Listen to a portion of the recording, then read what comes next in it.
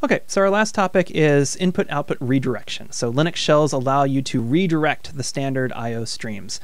So for instance, you can redirect standard out using the greater than operator. So this will take the output of a command and redirect the standard output so it won't be printed on the screen anymore. It'll be saved to a file on disk. Similarly, if you would rather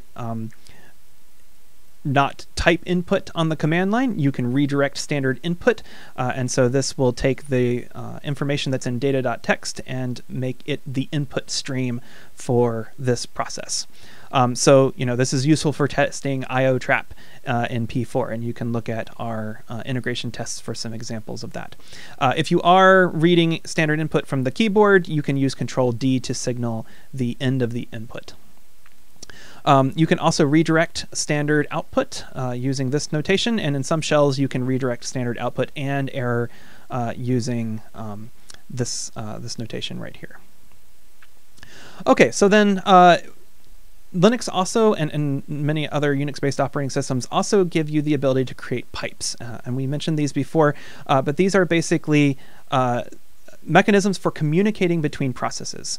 So basically the pipe operator here, which is the same one that we used for binary OR, is used to take the output, the standard output of the first command, and it makes it the standard input of the second command. So this is going to list all the files that match this pattern, and then this is going to search through them for ones that have P4 in them. And so you can combine these things as many times as you want.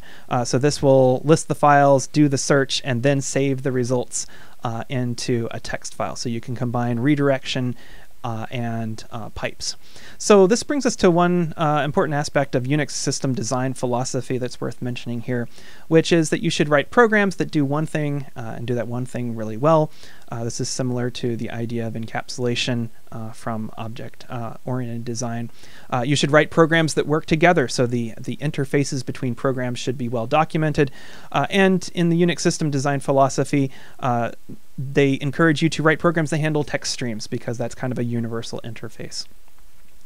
And so one oft quoted example of this is an example where a famous computer scientist was challenged to write a program that described the 10 most frequently used words in the complete works of William Shakespeare. And this famous computer scientist went off and wrote a very long program in their favorite programming language, when in fact you can do this using standard Linux utilities. And here is the command that does it. So it downloads a file from the internet that represents the complete works of William Shakespeare.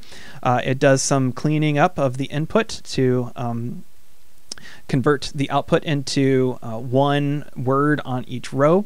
It sorts all of those words. It grabs all the ones that are unique, and then it sorts those, and it does the counts for the occurrences of each of those numbers, sorts them in reverse order, and then saves the first 10 of them.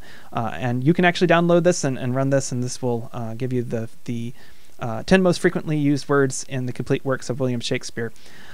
So it's interesting to think here about this and to count the number of processes that this command is actually creating. So take a second and see if you can figure out how many processes are going to be spawned by this particular command.